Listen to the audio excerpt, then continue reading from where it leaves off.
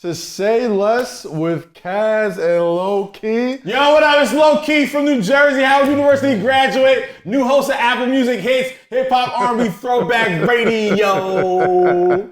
Had to do that. So you really didn't think I was gonna give you like a great introduction after today? Oh no, I thought you didn't think I was gonna lean into. Oh no, I thought I was just like playing my part. I understand you want to do it again? You could have waited like literally 5 seconds, and my fault. We could have. All right, go ahead. I was about to big you up. I was about to say like how Apple Music has this great rollout of new talent and new artist shows and hosts, and you're one of them, and you got a great super duper long bio page on the Apple Music landing page. As soon as you go in there, you see your big ugly mug about throwback hip hop and R&B that you're gonna be hosting every Monday through Friday. And I know your whole lifelong dream has been hosting radio shows and being on heard around the world, and nobody probably earned it more than you have, and all this other shit, and just a musical historian, the blog era, you heard that new, BET, like Palooza, everything. I mean, I was gonna give you that big ass introduction, but I think you just, it would have been better. Like, you fucked it up. Not gonna lie, you messed it up. I was just going with the normal, routine rollout of our show, bro. I just figured I'd add, my next thing on Lo? Okay. You truly fucked it up. I'm sorry, bro. I'm excited today, man. You truly messed it up. I'm excited today. Kind of like our sponsors in today's episode. Shout out to Truly Hard Seltzer. You know what I mean? Simple ingredients, no BS, no fluff. You know what I mean? I like to get lit. I like to stay fit. So they got 13 different flavors, and we love Truly Hard Seltzer over at Say Less with Kaz and Lowkey. Yeah. They've been holding this down since day one, since we got to the shop. So shout out to the good folks at Truly Hard Seltzer, the best hard seltzer in the dang business. It's delicious. We got the watermelon, kiwi, pineapple, mango, passion fruit, all types of flavors. So, and there's 13 different ones. They got the Truly Hard lemonade as well. So make sure you got that wherever you get your beverages. Of course, if you're 21 and over. Absolutely. Last episode, we had a lot of new followers. A lot of new followers. Yeah, a lot of positivity. It was a genuine conversation that we had. Yeah. I just want to, shout out everyone that, Shout out the gay community. Shout out the LGBTQ. You know what I mean? I really appreciate. I really appreciate all the comments, the love, the praise that. Us two, beautiful black men, we're just having a great conversation. We're not, scared to have that honest conversation. And I didn't know that it would actually go the distance that it did. It's tight, man. I didn't understand. I thought we were just having just a regular conversation that niggas be having, and I guess people don't have those conversations. But I think, what it is? People have those conversations, but I feel like, people tend to judge a book by its cover. Right. And they see where that conversation could have went because I had a lot of comments saying I saw where this was about to go. I ain't doing that. Listen, what I love about doing this show with you and, the people in this room is that we can be real with each other. We can be honest about things, be honest about each other. Right. You know what I'm saying? And, none of this stuff is we're not grandstanding. We're not trying to be macho or not trying to put off nobody. We're just honest. We have the most idiotic conversations every single day, just like that. And it's really tight that a lot of people that I've never even spoken to, maybe never, probably wouldn't cross paths or probably haven't seen or talked to in a long time. Right. They all reached out and was really appreciative of that conversation. As little as it is, something as little as us just talking about random, experiences that we've had in life means so much to a lot of people because it really goes to show you just how big your worldscape could be. Right. And how many people just don't really have it that easy. You know what I'm saying? It's crazy. Especially with everything going on in the world, man. Especially, with all the civil unrest, and I don't want to get too preachy on the show. We try to have fun. It's a very lighthearted show for all the new subscribers and followers that be watching it. If you're expecting very serious conversations about everything. Like, we're not. I mean, if we need to, we will get there. Oh, for sure. If we need to, we'll get there. But necessary. When you come into this environment, we want you to take a break from the outside world, the bullshit that's going on. We will address certain situations, but our camaraderie, we want it to bleed to you guys, especially for the people that don't know us. You know what I mean? Like, there's a lot of people that know us and know our back and forth. But I love the comments like, yo, this looks like a genuine friendship. This looks like an easygoing relationship. Like, yeah, this is what we do day in and day out. And I'm glad we can at least put it to the world on this platform to say that, yo, man, we have these conversations. We have uncomfortable conversations. And we want y'all, sometimes it may be uncomfortable with you guys, but we want y'all to feel at least, at ease. We're like, oh, two brothers are actually getting to this shit or getting to the root of certain, environments or conversations. So that's, and I think that's what makes it dope to me. Like, I've been like refreshing the comments because people are just saying like really nice things or whatever. And it's just because it's like, it's not forced. Like, this is just, it's us. It's us. You know what I mean? Like, and we didn't realize like how much that would mean to a lot of people that don't really see that. I literally had no idea. I mean, with everything going on in the world, like, we've got enough stuff to fight over. We got enough stuff dividing us. Yeah. Like, I don't want to divide. I don't want to have any division with nobody. I'm about unity. Like, if I'm going to fight for my brothers that are being oppressed, I'm going to fight for gay people that are being oppressed. I'm going to fight for trans lives that are being oppressed. Our sisters. Our sisters. Oppression is oppression everywhere, bro. Like, if we want to be free, like, if it's just about, like, if it's something as small as, like, not flipping the fuck out because a gay dude compliments you, you know what I'm saying? Like, it's that easy. You know what I mean? Like, it's that easy just to learn. And now I'm learning more just in the And we can disagree. Like, we can have that kind of discourse where we can disagree and, I may not understand your perspective or Kaz may not understand my perspective, but at least we can be honest with each other and have, a dialogue where it's like, oh, okay, I didn't get that without putting you off. I'm like, man, fuck that shit. Yeah. Like, I don't know what that is. Yeah. So with that said, I just want to open this I just want to open the show up. You know what I mean? Just want to open the show up today. Felt like it was necessary. Felt like it was necessary to start the show off. You know what I mean? Just wanted to start the show off and have it laid out for all my people out there. You know just put it out there, Low. Just, listen. Drink it in. It's right here. You know what I mean? I'll drink that. You know what I mean? Like, it's here. So, what we doing on this show today, baby? Yeah, wow. You told me to lean in. When Kaz first told me, invited me to the show, he was like, bro, you got to lean in on certain things. You gotta own shit. You gotta have fun with it. And I was scared because I know how public jury is. Yeah. I know one day they love you, the next day they hate you. Yeah. And the next day they crucify you. I'm sure that'll happen soon. Oh, well, it will. I'm sure that'll happen in a few days or months or weeks. But I'm glad I'm on a good streak. But let's just enjoy it. That's why I'm leaning in right now. I'm trying to get the grace of God right now. I'm having a good time. So speaking of leaning in, what we doing? Man, are we going to the? So one thing I noticed on the way here, shout out to It's The Real, my guys Jeff and Eric. Eric and Jeff. What's up, what I mean? Sent me this shirt. I'm a big wrestling fan, Stone Cold Stunner, you know what I mean, by It's The Real. Check out their podcast, A Waste of Time, everywhere you stream podcasts. Love Jeff and Eric. Love those guys, two of the hardest working people in the entire industry. And I'm getting dressed, and I'm putting on my hat. I'm putting on my shoes. I'm like, okay, hints of red or whatever. It's different shades of red, but like, I seen you like giving me like a funny look. Who? When I threw this hat on. Me? Yes. Oh yeah, of course. Like, and I didn't really realize like, I mean, I realized it, but I was like, man, listen, it's Nike, bro. Like, it's not what you think. We get it. No, go ahead. I'm gonna lean in when you're done. Not what you think. I mean, like, I'm not like Jake who comes in here with the sort of almost MAGA. You know what I mean? Also the fried chicken. Also the fried chicken Crocs. And the fried chicken like, Crocs. You've been pandering. It's been.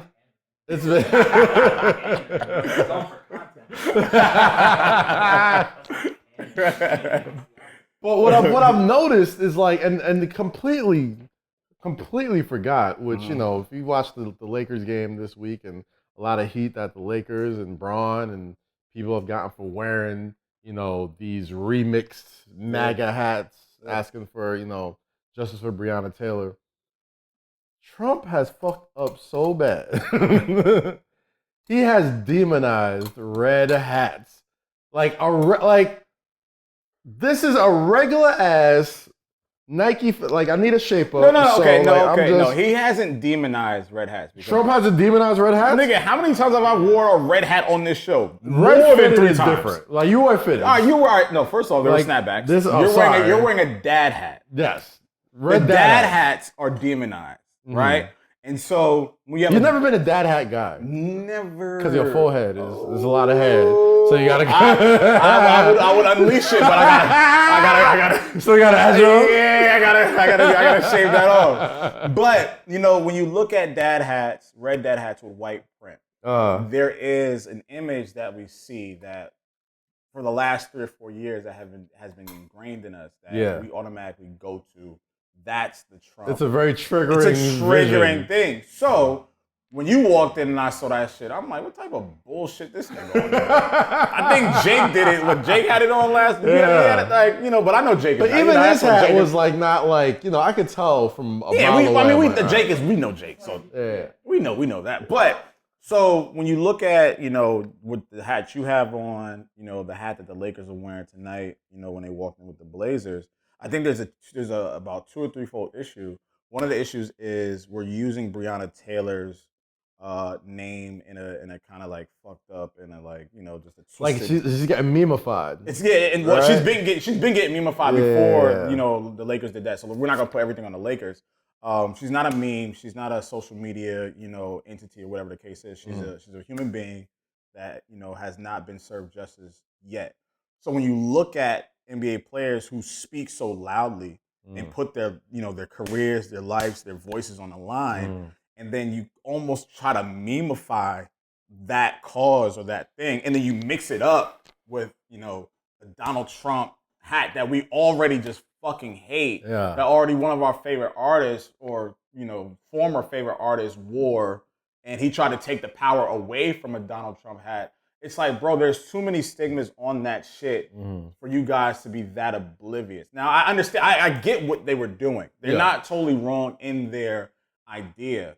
It could have been done a completely different way. It could have been a shirt. It could have been a warm-up jersey. It could have been a lot more things. But to take it back to the Donald Trump hat, to make them like that, it's just like, it's almost like a read the room type thing for me. What I'm not going to do is try and demonize Bron and the Lakers. No. I'm not saying you're doing that neither. Okay. But you know how social media gets. Course, what time is it right now? It's about 9:00 Eastern. Game's about to tip off. It's tip off right now.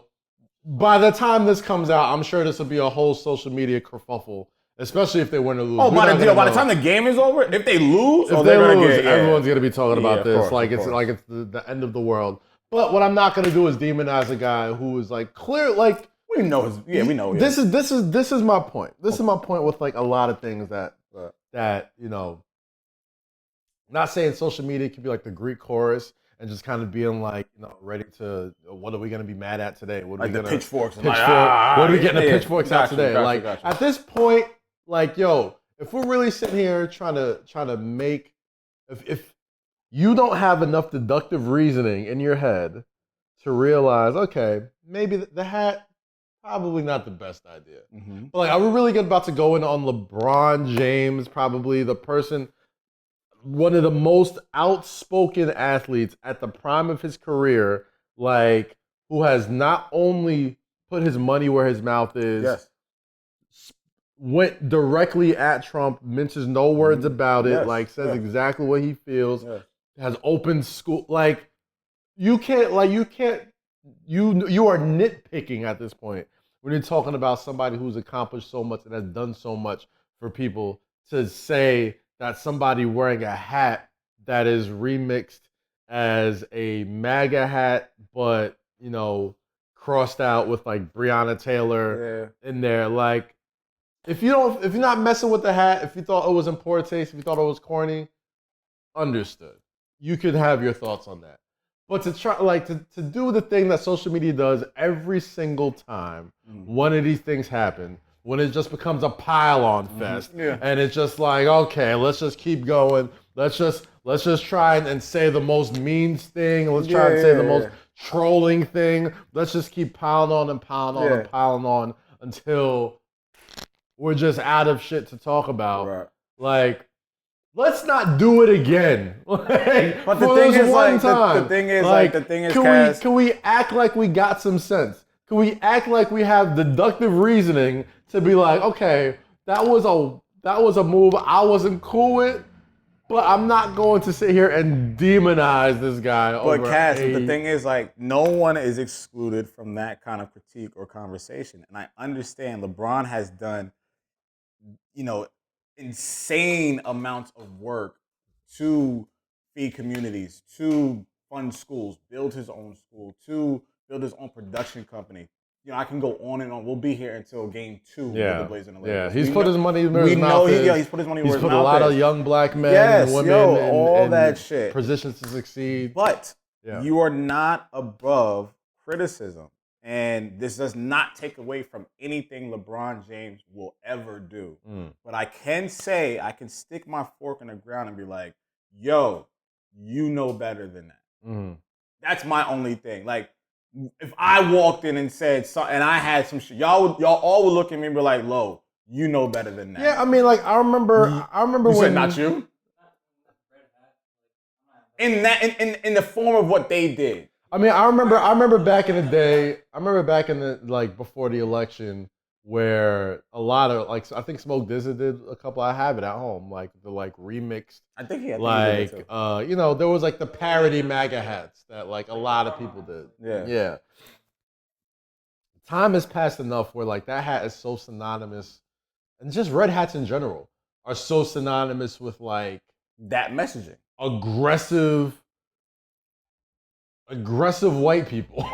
Like, because when you see it, you see that hat and then you see the aggression in their face. So that's the only correlation that we have when we see that product. So, obviously you're not that person. We know you're not. It's a rallying cry. Like, it's not just like... We know LeBron and the Lakers aren't those type of people. Of course. But it's just like, it's a trigger. Wearing a red hat, bring more attention. Like, so many people are talking about it now.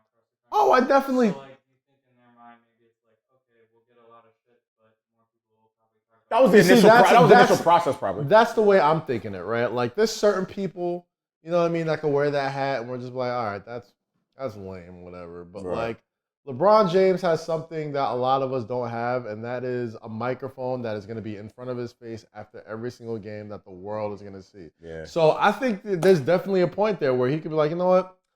If you think it's corny, I'll take that rap. Yeah, I'll take but guess what we're all talking about again? You know what I mean? Like, if we're keeping her name in the news cycle, no matter what it is, if that's like I kind of look at it as like as a rope-a-dope, where like, I'll take this punch, you know what I mean, for y'all thinking it's corny, if it means we're still making sure that Breonna Taylor's murderers, you know what I mean, aren't walking. Because like we could be honest about just that point alone, that when things kind of got back to normal and things, outside opened up a little bit and people went back to work, a lot of, these hashtags say her name and a lot of these Ahmaud Arbery and George Floyd, like a lot of those things kind of just like disappeared off the timeline. So it's like, Blackout Tuesday, all that shit disappeared off the timeline. So to your point, I understand that it's keeping it in the news cycle of social media, not necessarily CNN, Fox, or NBC, whatever the case is. Our news cycle, when we wake up and we see, because when we wake up tomorrow, we're going to see LeBron James wears, such and such hat, or the LA Lakers win a playoff game with such and such hat. That's our news cycle. So from that angle, can't be mad. Me personally, I would have found a little bit of a better way to do it because of that hat being so triggering to a disease fest type administration. That's my own. I mean, look, just being honest like that. But that's just my, that's my opinion about it. But I get what you're saying. No, I get it, man. Like it's funny. We're in such a position where like I wonder, like, I feel bad for like Fred Durst. Like, I feel terrible for the front man of Limp Bizkit, one of my favorite bands of all time. If you came up in the late 90s and 2000s and you try to front like, significant other and chocolate starfish with the hot dog flavored water wasn't your shit, I don't want to talk to you. I want to know how bad it is for a guy like Fred Durst who's done so much for Red Hats, for a guy like Donald Trump to come and just make it the worst shit. Like this isn't even like the you same look crazy, color bro. scheme You look as crazy. that. You look crazy. Like it's red with white print. You look crazy. It is the same color scheme. But it gives everybody a double take. Like I've never understood for the life of me that we would be at a point where somebody wears a hat and I'm always gonna look twice. I'm always gonna look twice. Bro, now you know how like when white folks. Jake, you want to get on the fire the Zoom up? We got a guest on today, so you should be there in a little bit. Just fire it up, and when it's ready, just like turn. White folks will do the same thing when they see a black person crossing the street or like on the same side of the street. They're like, oh my. Is that like our bringing for white people? Yes. When they bring their sort of their purse. That is like when we see that MAGA hat. It's just like white folks seeing us on the same side of the street. Like we clutch, triggers happen. We start to think back to experiences with Trump, like this nigga said this and this nigga did that. It's literally the same. And I hate to even like make that comparison because, just how the world has been moving for the last 4 years. When we see a white person with a red hat, we already know the type of time that they on. So when we see someone with a red hat, we like, yo, this nigga's on some fuck shit, whether it be white or black. So we got black Republicans, we got, people that look like you that love Trump. And so when niggas see it, when black, white, Hispanic, Indian, Asian, when they see it, they're like, oh. And that's the only thing. But I get your point. Like, LeBron is LeBron and we love how he speaks and his outspokenness and his contributions, so we're not gonna pin this and be like, "Yo, LeBron is canceled." Like, fuck all that shit. It's just like, me personally, I'm cool. That's wild. Y'all really about to let Trump have read that? Nigga, we let him have the country. I feel like the Power need to like step in at some point. At some point, the Power and the Bloods need to step in and not let Donald Trump have red no more. I don't know, bro. That's not. What happened? He's a Republican. Aren't they red? Republicans are red, right? No. Are they? Yeah. Red states. Oh no, I was just talking about politics. Period. Yeah. Yeah, Republicans are red. So of course that's why he did it. Well, fuck Bloods don't want to be a part of that shit no more. Like, this ain't it. Listen, if I'm. I bet you YG done thought twice about that color. I was about to say, who's the leader of the Bloods? Like, who is the poster child of the Bloods? Like, YG, need a spokesman. Personally, like, I think YG is. YG? YG, Jim Jones. Jim Jones up there. The Game. Mm-hmm. The Game, I guess. Yeah, the Game. But there's gotta be higher ranking Bloods that are famous. Yeah, niggas out of our pay grade. The fuck? I don't want to know them niggas. All I'm saying is one of those guys need to holler at Trump and say they can't have red no more. Yo. Imagine that. Imagine a Pyro walking up to fucking Capitol Hill like, yo, where's Trump? Type of shit. All I know is that when we was younger, we all had like the same sort of like horror stories. Like, oh my God, don't wear red to school. Don't wear red around this neighborhood, or else the Bloods are gonna get you. And it's like, for all the stuff we were taught as kids, they got to use that energy to do some positivity in the neighborhood, some positivity in the world. I think they do. They absolutely do. Trust me, I've had a whole thing about this in my last podcast, Flagrant 2. Where they were going super hard at me. I'm like, listen, like gang members, they are literally they originally like gang they members, are protectors of their community. Gangs were like originally started to protect the community, like protect and serve the communities. Like they police the community. It just so happens like, territory and war, like that shit unfolded. But like they were there to protect homes and the mothers and daughters and sisters and siblings. Like that was their original thing. But they were things happen. So and for what I can gather, gangs originated in prisons, and when they got out, they kept those ties together to protect the communities that they came from, the communities that they live at. So I don't want to get too deep in gang culture. This is why I wear black and gray because, bro, I know how this shit go. I live in Harlem. I live on Broadway, so I know. Listen, me talking about gang culture, I don't know. I've never been in no gang. Yeah, let's just slide in any like. I'm just saying. I've been in Say Less gang. I've been in Since gang. No, but like it's there's a lot of misconceptions. You know what I mean? Like it's wild to some people have only gotten their information about gangs in newspapers and TV shows and documentaries and all that type of stuff. And music. And that stuff is vilified and that stuff is, heinous and oh my God, they can't have gangs. But like when you think about like the way this country was founded and the way America was founded. Gangs before these niggas. And you think about the stuff that has just been mythologized and mafia culture and mob culture and how it's classy and respect and When they killing niggas every fucking night. That's great. They do the same fucking shit. The same shit. They're protecting their community. They're protecting their people. It's family. It's tradition. It's culture. You know what I'm saying?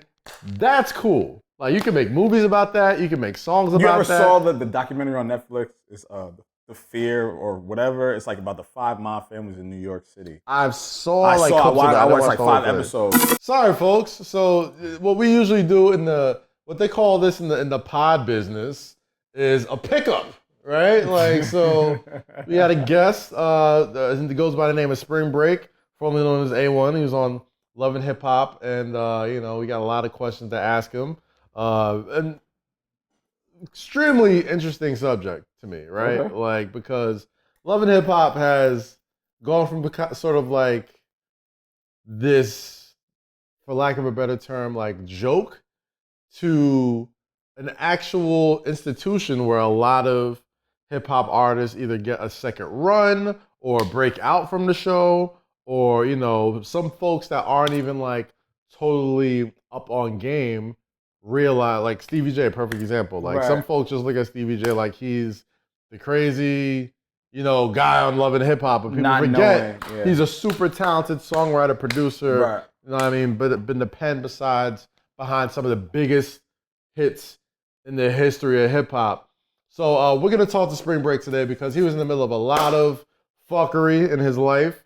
And this is a music conversation. This is a music show. Yeah, we are music fans. Yeah. And fuckery doesn't have a lot of a place here. But we can definitely ask him a few things just about, the whole entire experience because I'm insanely curious about that.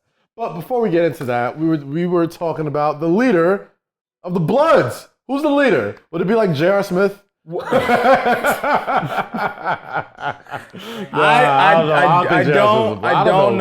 don't know. Just based on my experience in music and just being around in the industry, I would just have to go with, YG, The Game. I guess leader is a bad term. Not leaders, but like the spokesman. The spokesman or the profile. Like the Crips definitely got like way better like representation. like Crips public relations is off the chain. Listen, and please, this is not a joke. We're not, no, because like relax, bro. Relax. You know how niggas get sensitive about shit. I hope no Bloods or Crips take this personally, but like Crips have like great PR, like, bruh. You can't call it PR. Listen. Like, you can't call it PR. If CNN, like, Kevin Hart has great PR. All right, boom, let me put it like this. What? If Crips everywhere decided, on August 30-something, we are marching on Washington, blah, blah, blah, blah, blah, blah, blah, and CNN needs to talk to the leader of the Crips, you know who they're calling? But it's not going to be Do you know who they're calling? It's not going to be a rapper. Do you know who they are calling as a spokesman to speak on behalf of the Crips? For safety precautions and for mainstream awareness, they're calling Snoop. Thank you. Yes, that's what I'm saying. That's all I'm saying. But Crips have incredibly good public relations. But when you're talking about a situation as serious as that, I don't want Snoop speaking. I'm not, listen, this is all hypothetical, obviously. Like, I'm not talking about like, I'm not talking about gang culture or Crips or Bloods in any. You're talking about specifically in the industry. Objectively speaking, like Crips make great. Like they kind of have like the best rappers too. Think about it. What was Pac? Was Pac either or? Pac was Pac was a dancer, bro. No, I'm just kidding. I don't know what Pac's gang affiliation was, but y'all said, come, relax. Fucking relax, okay? Relax. No, I get it. I never knew, but honestly, like, not like all jokes aside, I never knew. All I'm saying is Crips make some fantastic music. No, Crips have a very, like, I think Crips have a very big presence in the music industry. I mean, Bloods definitely have a big presence in the industry, but it's just like, it is, you know, it just is what it is. And, you know, some of that stuff is falsified, and some of the people, you know, false bang or false claim, and that's, you know, that can get very fucking dangerous. But to your point, yes, I think the Crips are overrepresented or represented very well. All I'm saying is, in regards to, if Bloods had a similar Crip representative like Snoop Dogg, we could tell them, like, yo, go handle Trump and take Red back. That's all I'm saying, yo. Just go up to, like, if the MAGA hat was blue, you know damn well Snoop would have been on Instagram Live the week later, like, hey, man, take that fucking blue hat off. Like, take that shit off. Like, immediately. But I wonder why, if you have that point, I wonder why maybe Bloods just don't give a fuck. I feel like they should. Maybe Bloods don't give a fuck. I feel like they should take this for maybe obviously it's a deeper, darker, institutional or you know, just well, they do have like remixes of colors too. Like there's like no, the red is blood. The red is synonymous, Pyru, like that's that. But there's also like little like intersections of like the Bloods where they were like purple or they were like but that, you know, but the formation of it is it starts at, you know, with the blood. It starts there. Huh? Sometimes, yeah. Like, see, like now we're getting into, you know, things that we don't necessarily know about. Listen, I'm clear. So let's just like, absolutely. You know, eating this is like, get out. I just want to be able to wear red hats again without looking like, you know what I mean, a Trump supporter. Bro, it's like we always fuck Donald Trump. Bro, like everything. This is what I love about this. This is what I love about this show. This is what I love about this show. We always go down into these rabbit holes. Sometimes it's necessary, sometimes it's not. And we just try to, like, you know, just figure out the inner workings of it, just like today. Like, we try to figure out the inner workings of the Bloods and like how it works and the Crips and who represents them better. And then, you know, why haven't the Bloods going to 1600 Pennsylvania and taking it over? Like, it's literally not that fucking simple. Listen. All I'm saying is they could have left a strongly worded email. I got you. They could have left a strongly worded email like, who's writing the email? On behalf of Pyrus everywhere. Right. Like, we will please ask you to. If he wins again, then I think they should implement. I feel like they should. The email should come if they win again. I feel like we need a Blood representative to go up and be like, listen, like, what you're doing is bringing down the value of Bloods everywhere. Well, nigga, I mean, well, fuck, like, I mean, MAGA hats have been directly correlated with driving down the value of the color red. But my nigga, and like, there's only a handful of groups in the world that like the Chicago Bulls, the Cincinnati Reds, and the Bloods. Like, they have driven down the value of an entire color. That's how shitty Trump is. No. Okay, see now you're giving Trump. You're giving Trump too much credit. What do you mean? You're giving Trump too much credit. Look, you looked at me with this cat like I was crazy. This all started. No, you know, I'm gonna bring it back full circle. This all started because you had a fucking dad hat on. Yes. That resembles the symbol of hate and what Trump represents. I have worn several fitteds and fucking snapbacks that have been red. I have worn red sweatpants. I have worn my red Jordans. I have worn red shirts. I'm willing to bet. Listen. Okay. Listen. Okay. We are not talking specifically about the color red. We're talking about the style of which you wear. Right. Because I have not heard this conversation when I was wearing my red. When you walked in this bitch with that fucking Ku Klux Klan hat on your head. Don't do that. I'm playing. Don't do that. but like in all seriousness, that's how people look at a dad hat with red and white print. Yeah. That's all I'm saying. Yeah. And yes, I'm sure he has. I'm sure he's worn the USA red hat. I've seen the dad hat and like the trucker hat. They're Yeah. fucking the same shit to me, bro. Yeah. Like literally the same thing. Do you think they make like MAGA like snapbacks like that? No. Like 5950s? No, because New Era would never do it. New Era is not fucking stupid. You know, there's somebody in the world. There's like a I mean, MAGA, like a makeshift a MAGA one, yeah. 5950. Bro, if I saw a MAGA fitted, with the sticker on bro, the if I saw a MAGA fitted with a gray bottom, I'd be sick. New Era, my money is never coming to y'all again. I feel like you know how you can't like you ever go to the NBAstore.com and try to make a jersey, Yeah. and like there's certain jerseys they just won't make. I'm pretty sure. I'm pretty sure if you go to like the New Era store, I try to it's make like with Trump, like 2020. Niggas like no, like a MAGA fitted, like whoever runs New Era is probably like, can't do it. I'm straight. Because bro. like when you go to lids, you can make like you can actually like stitch them in. Yeah. But you can do it yourself. So Yeah. imagine going to a lid store and like someone seeing you like stitch in Trump, like Bruh. Trump 2020 or MAGA. Like what would you do? Like if you were a lids employee and you saw this white kid come in, or not, I don't want to say white, but like if you saw somebody come in and was trying to stitch MAGA on the side of the hat, like what would you do as a lid employee? Like and you're watching them do it. Well, What would you first do? off, if you're a Matt, damn, I'm coughing like a bitch. What's all that about? I hope it's not the Rona.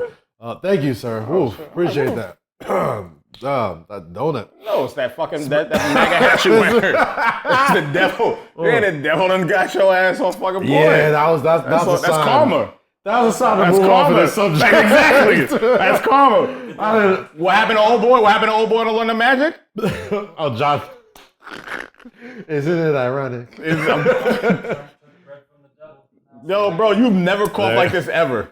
Yo, we've done episodes like we've done at least 9 episodes here. Yeah. I've never coughed Never like that coughed. once. As soon as you talk about MAGA, Whoever's whoever's looking out for me up there, thank you for giving me that cough. Oof, boy. our ancestors like, okay, you're going too far. You don't went too far now. You're going You too don't went far too far now. now, bro. You did a lot of good this week. I Don't love mess this it show. up. I love this show. Don't mess it up. Anyway, this shout out show. to the Bloods.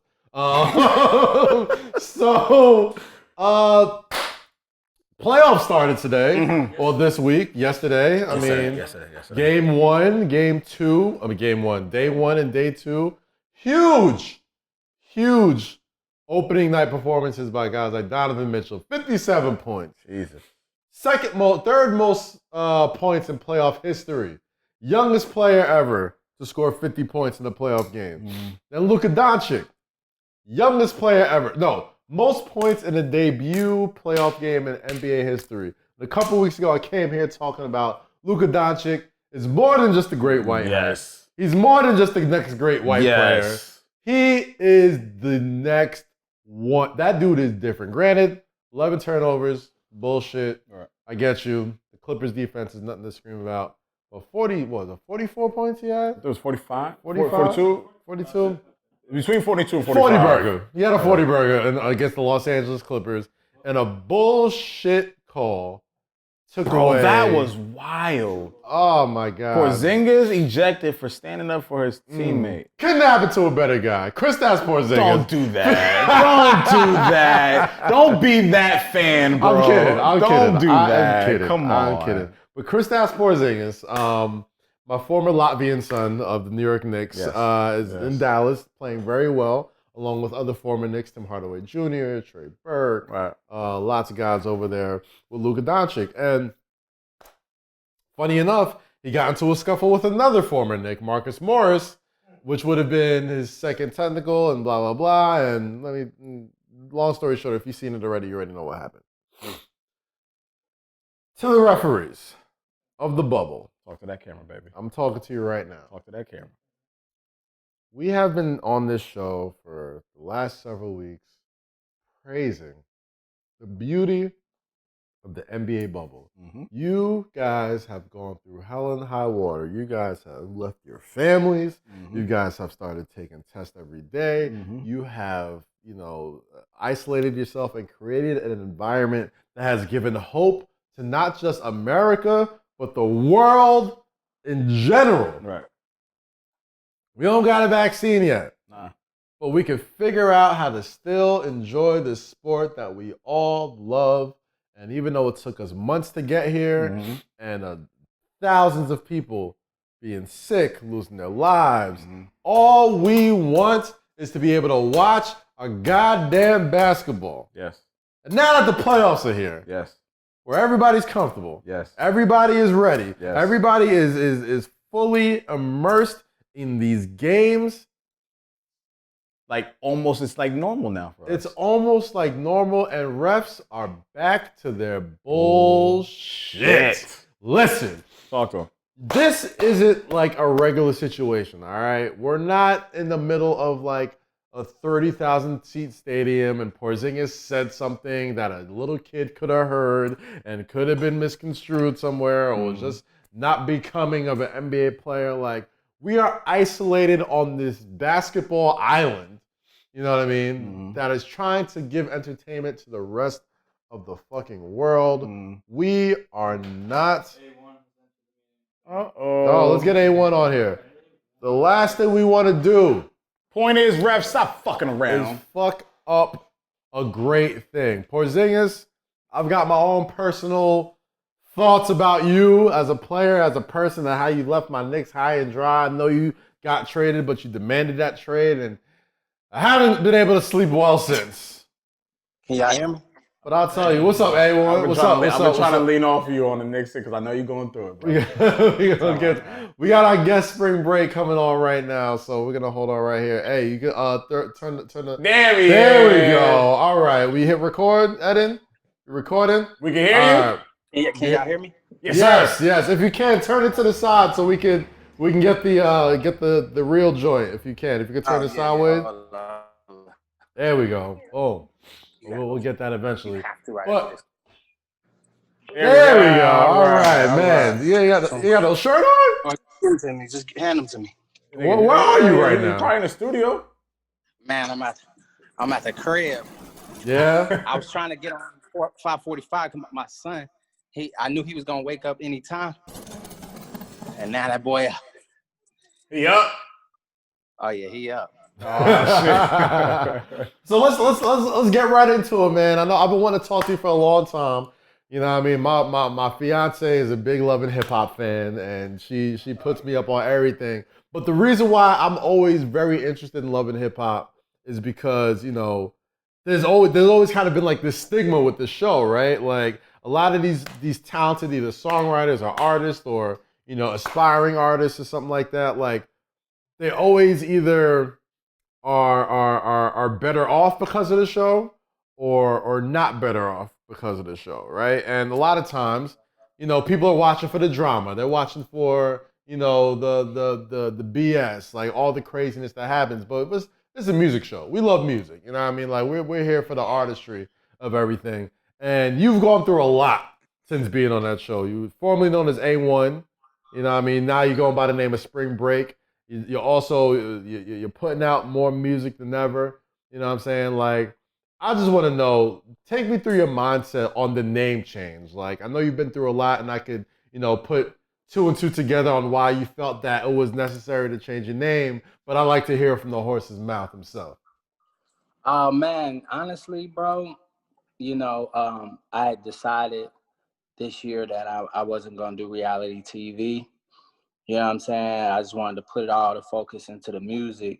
So I was like, I don't know. When I step out, it kind of get crazy. You know what I'm saying? That's A1 from Love and Hip Hop, and I just wasn't feeling that no more. So I was like, you know what? Let me just switch it up and step into this new chapter. And so I was like, you know what? I'm gonna change my name. And I'm spontaneous like that. So, you know, it wasn't a thing for me. So then we went into the pandemic around spring break. I said, damn, niggas miss spring break. And I was like, yo, that name just ring, you know what I'm saying? And I was like, fuck it, I'm spring break. And that's how that came about. And then I just decided to cut my dreads. I really got tired of it. Just keeping up with that shit. Man, that shit was heavy on your head, the whole nine. So I was like, let me cut my hair. And then, you know, I kind of, as I was creating, I just stepped into like a new vibe. You know what I'm saying? I was really like rapping more, but this time, like, it's more so like singing, you know what I'm saying? So that's where I'm at right now. And real quick, you know, I don't want to harp on, you know, the love and hip hop shit too much, but you know, you decided that, you know, you didn't want to be a part of that entity anymore. Was there a particular situation for you that said to, you know, when you said to yourself like, yo, I can't do this no more. I'm done. Like, this is the last straw. Or were you being mistreated, or you were just over that type of lifestyle? Man, you know, it's one of those things where, excuse me, where, you know, people like, they don't take you too serious when you're on that reality show. You know, like, a lot of people don't know, like, I really do this. I was doing this before reality TV, working with Chris Brown, Drake, you know, Dolla, a bunch of cats, you know what I'm saying? Like, I already, that's why they was like, oh, we need you and your wife, because we was already doing it, you know what I'm saying? So I just felt like it was just too much drama getting in the way of the talent, you know what I'm saying? So when it's like that, and then that's all they want to focus on, I was like, yo, you know what? I can't do it no more. It was never about the money, because I was already making money. It was more so like, all right, it'd be a good platform. But then it just got too hectic. I was like, let me jump out. Was the drama affecting the work you were getting or the people you were working with, and like maybe they didn't want to be associated with, you know, the Love and Hip Hop brand? Nah. They just, you know, when I get in the studio with motherfuckers like Future and them, they just like, boy, you a funny motherfucker. You know what I'm saying? Like, honestly, they watch the shit, but they would never get on there with me. Right. You know, I've asked a couple of them, like, yo, you know, do a scene with me. They're like, hell nah. Yeah. And I get it, you know what I'm saying?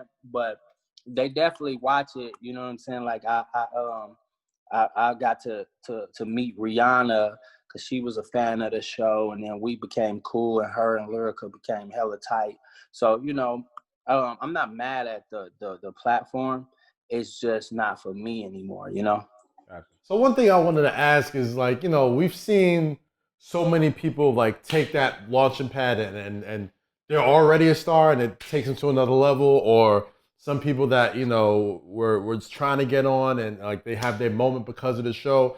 Now kind of looking back at it and seeing everything you kind of been through, I just like to know, like, do you think it was just kind of like, was it all worth it? You know what I mean? Like, would you take anything back from the experience, or did you believe like it was all kind of like part of the plan? I ain't gonna lie, man. I'm one of those type of guys that, like, I don't like I don't wish I could take nothing back. I did it. I keep it moving. Like, you know what I'm saying? Like, I don't live in regrets. Mm. So I'm just a spontaneous dude. So for me, it was just like, just a learning experience. And honestly, like, just from doing that, like, it made me feel like, shit, I could do a movie or some shit. You know what I'm saying? So now that's my next step. Like, forget reality. I'd rather get into movies. You know what I'm saying? So that's what I'm about to start doing next. And before we like talk about like, you know, the music shit that you got, you know, cooking up, because I heard Joe on the podcast, you know, a couple days ago talking about you got a record coming out, and you know he previewed it, but he wants you to put it out, whatever the case is. For a person, or you know, someone younger than you that is a producer or a songwriter or an artist that's coming up that has a bubbling name, what advice would you give them if they were put in the same position? If a Mona Scott came to them and said, yo, we need you on this show, this and the third, what would you say to them? And what were the warnings, or even would you encourage them to do it? Like, what would you tell them? Man, I would say, man, just, you know, everybody's different. So it just depends, do you want, what type of exposure you want? You know what I'm saying? Like, what type of, like, you looking for a platform to get more work? Because honestly, like, you know, even though it was drama and stuff, but it brought me a lot of work too. Okay. So, you know, it go hand in hand. Like, I would say just follow your heart. You know, I ain't gonna encourage nobody to do the drama. Mm. Did we lose him? Did we? I think we might have lost him. I think we might have lost him, but we'll get him back. This is the beauty of I mean, that's A1 right there from Love and Hip Hop, but obviously a super producer, songwriter, and you see the trials and tribulations that he has gone through with Love and Hip Hop, yeah, and also just being in the midst of the drama, also still getting the work, also still meeting people through the work. So it's like it's a really interesting combo, man. Like it's a really interesting life because like I feel like you kind of get pigeonholed when you take that gig, and it takes a lot for people to like not see you in that light anymore. I almost got I was almost asked to be on Love and Hip Hop. So so I heard about this. Right? Like so there was a time. Do you know who? I'm not gonna say her name because like that's I respect. I feel like I do. She worked with me at BT. Yeah. Or you heard somebody else? I know 2 people in our crew were approached for Love and Hip Hop. I was approached once. Okay. And the Mona Scott tried to build a like storyline around me and her, and she was like, well, what's the story? And like, what do y'all do? And I'm like, bro, I'm not doing that. Like that's like I'm not doing that. I can't. I don't want my mother and my father looking at TV, and that's when shit with like the Love and Hip Hop was going. I'm like, no, I can't. I like my anxiety's through too much. Okay. But so here's the story. Like, I was shooting with Jazz. Rest in peace, Jazz. Jazz had the show. It was the Gossip Game. Gossip Game. Yeah. So I'm on set with Jazz, and the scene we were in a sneaker store. So I'm in the truck waiting, and Mona comes in and says, "So what's up with you and?" I'm like, nothing. Wait, I know this person. I know the person you're supposed to Yeah, everybody knows her, bro. Everybody. Oh, okay. Yeah, I remember that. Everybody knows her. My bad. Yo, get him back on the line, bro. He's already in there. So I said no, and I'll never do a reality show ever again. Oh my gosh, that was crazy. It's all good. We good. Bro. We good. All right, we got you back on here, man. Damn, my fault. We back. So, yeah, we back. We back in live. So one thing I was saying before we kind of got broken up was, is there like a stigma? You know what I mean? Like it's a little bit. I feel like a lot of artists, especially producers, you know what I mean? Like it may be a little bit easier for producers because hitmakers are hitmakers. Like if you do, you know what I mean, whatever in your private time, as long as you can pen that hit, you can produce that hit, they gonna work with you. But there wasn't any like stigma involved with you, right? Like as far as like working with the Chris Browns and the Drakes and the Futures and the Ty Dolla Signs after the show. You said what? There was no what? Any stigma, like was people like you said you was getting more work, right? So like you said Rihanna was reaching out, like who else was reaching out to you after the show to kind of like get some music done? Oh yeah, nah, bro. It never stopped no work like at all. Like everybody, like especially the people that I already knew and was working with, they already knew what was up. You know what I'm saying? So it didn't stop anything. The only thing that it caused was headache shit. Like when you arguing with your other half and shit, and then they leave with the cameras and the mics, and then y'all just sitting there mad as hell. That shit ain't cool. You know what I'm saying? And then you got other people trying to come out just to get clout and to be on TV. They figure it's a good opportunity, and they don't care how they look, so they just down for whatever. Mm-hmm. It's just a headache, bro. It threw a wrench in the household. Huh? I said it threw a wrench in the household. Say that one more time. I said like the show and the attention threw a wrench in the household. Yeah, like it's just burnt out, bro. Like, and then I did it for 4 years, So it's a long ass time. That's a long ass time. You're an alum. Yeah, you're an OG. So let's talk about this, man.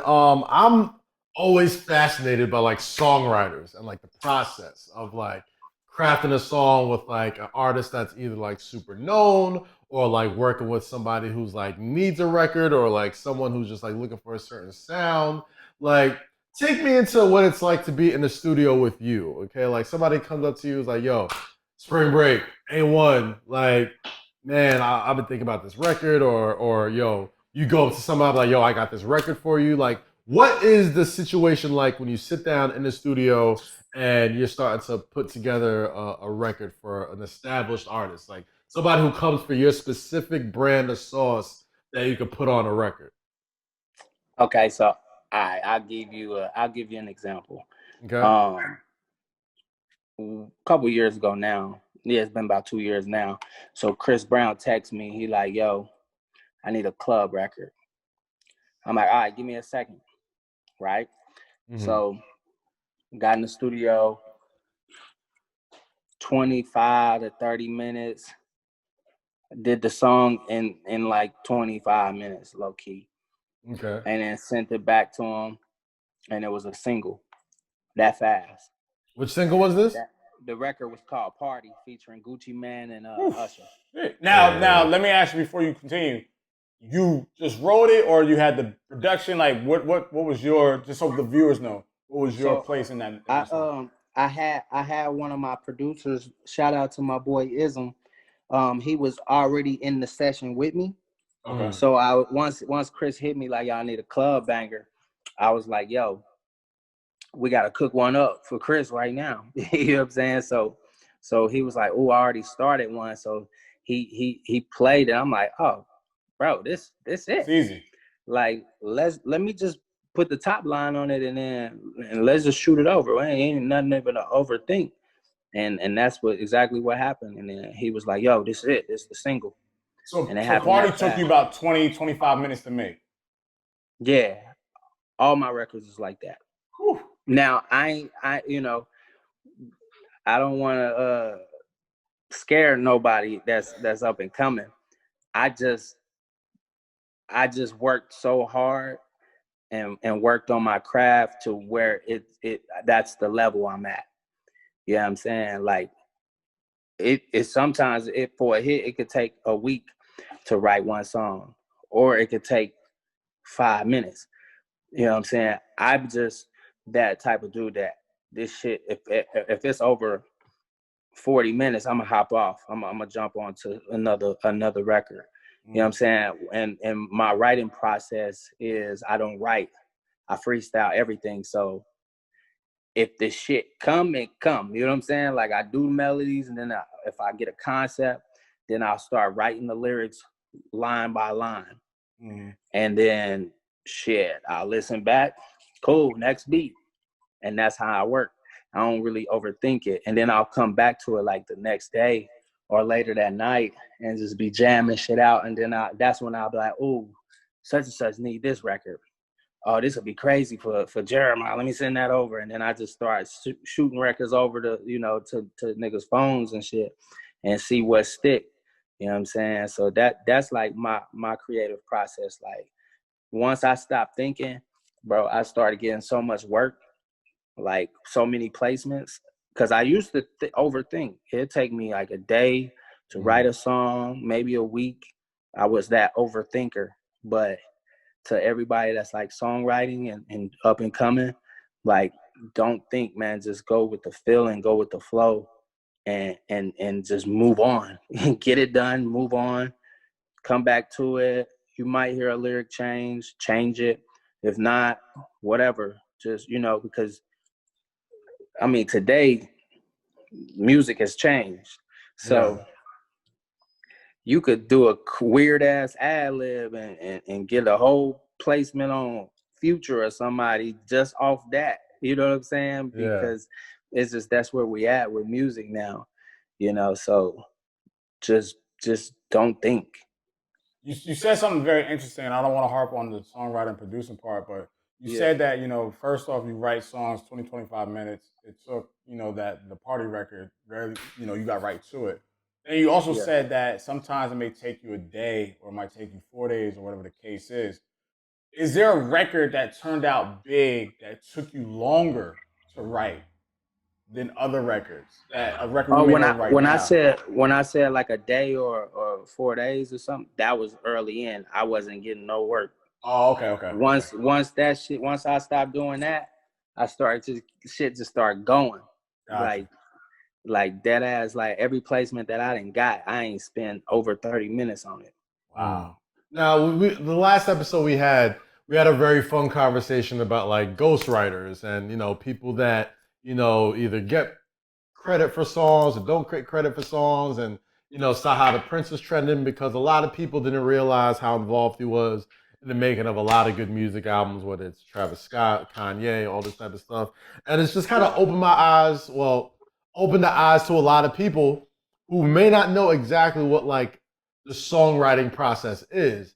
And as hip hop heads, like people who grew up in that, like there's always kind of been this stigma of, well, if you're not writing all your bars, if you're not the only person in the studio writing every single record, like then you're not legit, right? So I'd just like to get your thoughts on ghostwriting and, you know, just as far as like, you know, if you can kind of give us a little bit more of that process of like, you know, you've been in the studios with some of the top rappers ever. You know what I'm saying? Like, and I have too. And like, lo and behold, I know they ain't the only one in there writing every single thing down. You know what I'm saying? Like, they get help from everywhere. So what's it like? Kind of like bringing the average Joe to let them kind of know exactly what that songwriting process is for a lot of your favorite artists. Okay, so I gotta be careful. So without implicating yourself, by the way. Don't I don't want to stop no bags. Just the broad scope. I will say this: everybody that I have worked with can write their ass off, and that's real. Like, you know, the most placements I have is with Chris Brown. We probably got together like recorded probably over 200 songs, but that's out there probably like 60 songs that's out there, you know. And so he's just, man, like I ain't gonna lie, bro, it ain't nobody like Chris. I don't know nobody that really outworked this man. Like, he'll take a record and it's cool because he know he can write the shit too. And sometimes, you know, like half of the time it be open. So he be creative on the songs as well. You know, and that's what a lot of artists out here, like they take some ideas and then they flip it and make it them. So, you know, that's how that is.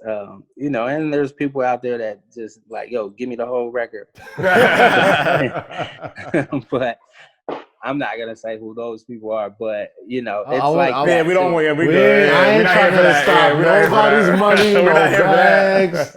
I will say, everybody I've worked with, man, I'd be like, what the fuck? Like, you don't need me. You know, the funny thing about that is, like, you know, an artist like Chris Brown, who's achieved so much and has got so many accolades, you would think maybe would have an ego or maybe would have this chip on his shoulder. Have you ever encountered a situation with Chris where creatively you guys kind of bumped heads and you knew the record you wrote was hot, or he knew that it could be different? Like, have you ever had that kind of situation with Chris? Hell nah, bro. I ain't gonna lie to you. Like, every record we've done been so easy. There's been times where I thought something was hot and I send it to him and he like, nah, this ain't it. And I'm like, all right, cool, next. Yeah. It's simple like that. I don't like this one. He's so blunt. I don't like this. And I don't take nothing personal. That's the number one key to being a songwriter is when somebody say they don't fuck with it, you can't be in your feelings like, but I think it's like, you know what I'm saying? All right, cool. You want the placement? Next. All right, I'm gonna come back with some more shit. And that's how I am with everybody. Like, I know everything I do ain't hot. You know what I'm saying? So just tell me if you fucking with it. Cause they might not fuck with it, but somebody else may too. So that don't mean that it's not a hit. It's just not a hit for them. Right. You know what I'm saying? So don't even feel like, but I think it's a smash. Like it is. It probably is a smash. It's probably a smash for somebody else. Yeah. So just when you working on a job for somebody like Chris, all right, cool. He don't like that one. Let me work on another one until he like it. And Have you ever had any situation where, and I love hearing these stories where one artist would turn a song down and then like somebody else would take it and take it to the next level? You know what I mean? Like I just remember going back and listening or watching like Fade to Black with Jay-Z, and he's in the studio with Timbaland, and like we're hearing like all these songs that were all singles that all end up being like smashes, like Ludacris, The Potion, like yeah, Brandy had her shit. Brandy, like all these hit records, and then he hears Dirt Off Your Shoulder and just goes nuts to it, right?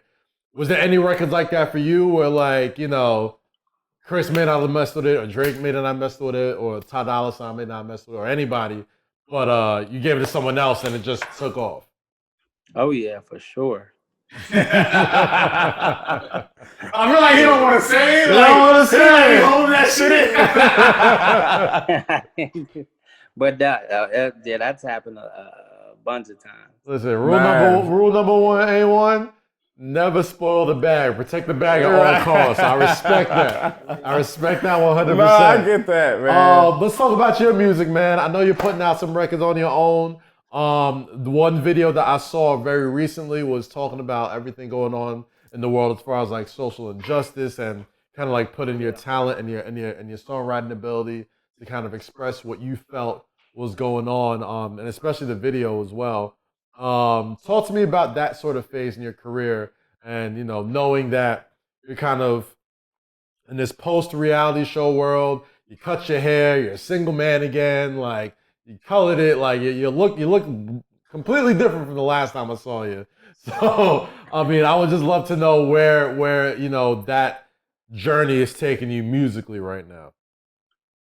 Musically, man, I'm in a creative zone, bro. Like as far as my music, I didn't want to just do what everybody's doing. So I just like, you know what, let me find something that I'm comfortable with, and it just feels good and I love. So, like with the snippet that Joe Budden was talking about, like that's my vibe. You know what I'm saying? It feels good. And then even by me putting up that little snippet, so many people have hit me about the record. Like, bro, when is this dropping? Put this out. Celebrities, fans, all that. So I felt like, oh, okay. I feel like I got something right here. You know what I'm saying? So that will be the first single, and I'm mapping it out right now of how I want to do it.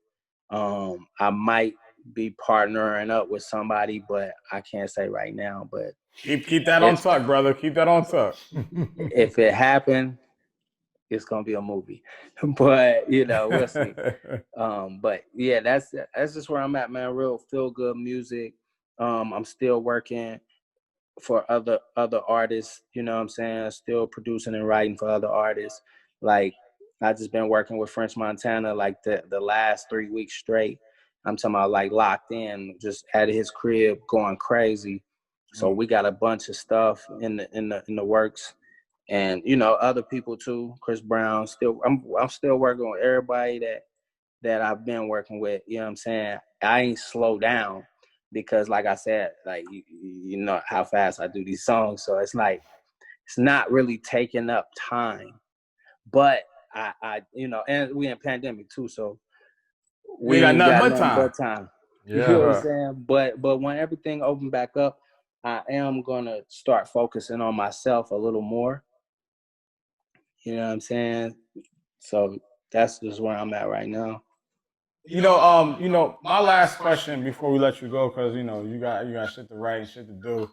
There's a Yeah, lot of new young talent coming up. There's a lot of fresh faces that are starting to emerge. Do you have a wish list of artists? I mean, current, OGs, rookies. Do you have a wish list of artists or a specific person you want to lock in with right now? Damn. I ain't gonna lie. Nah. Yo,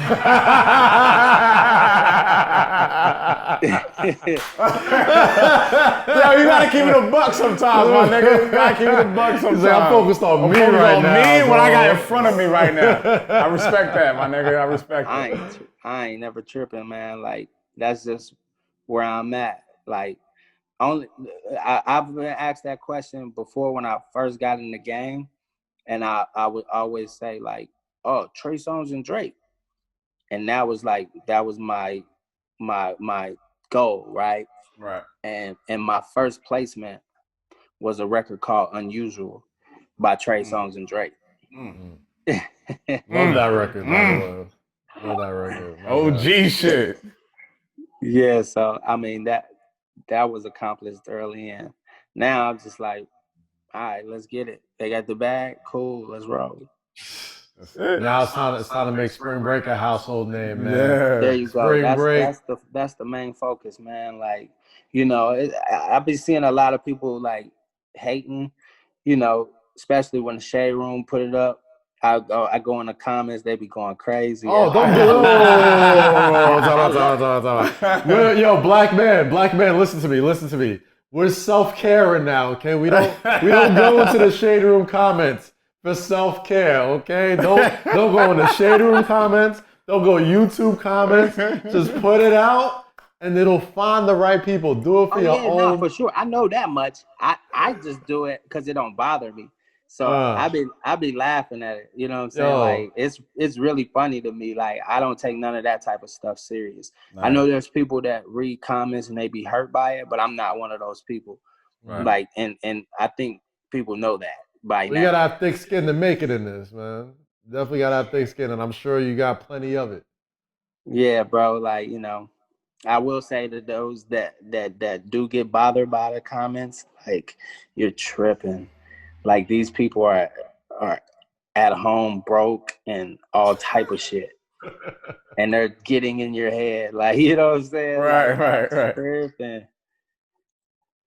Well, brother, it was great having you. SprngBRK, formerly known as A1. You know what I mean? You can follow him on Instagram at SprngBRK. That's, let me see if I can spell this right. SprngBRK.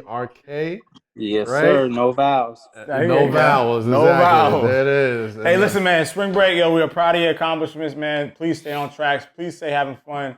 Crank out them records, man, because we stuck inside. Because when we get outside, we need something to party to. I need something to party to. And when you get that collab album, we bring you back on the show. That's a collab project, and we're going to talk about it again. Because I know I ain't trying to mess with the political connect. So once it's in there, bring you right back. That's a deal? Yeah, that's a super deal. My man.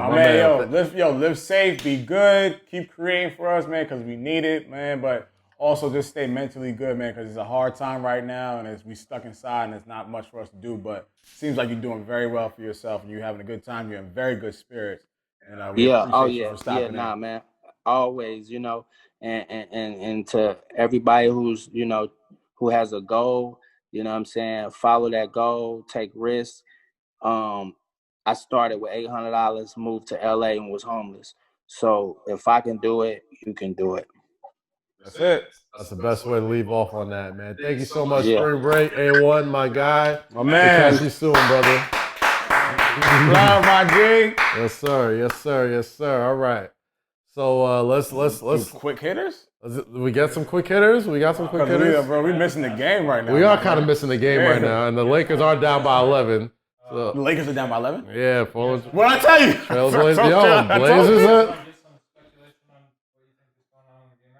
Well, I just took a glance at my phone, and the Blazers are up 39-28 right now. It was the second quarter? 40-38. 40, now it is. Okay. Oh, Lakers so what's Dame doing? What's Dame doing? All right, to hell with this. We got to wrap this up. Everybody, shout out to everybody at Wilson Sports, Brother Networks. Shout out to Truly Hard Seltzer, our sponsor. My name is Kaz. This is Lowkey. Wait, before we get out of here, before we get out of here, it's a special show for me. Please, get it in. Before we get out of here, I just want to say thank you to everybody, one, who has subscribed, commented, and has linked up with the Say Less with Kaz family. Thank you for enjoying. And Lowkey. Say less with Kaz and Lowkey. Thank you for subscribing. All podcasts, you know where we at. Thank you.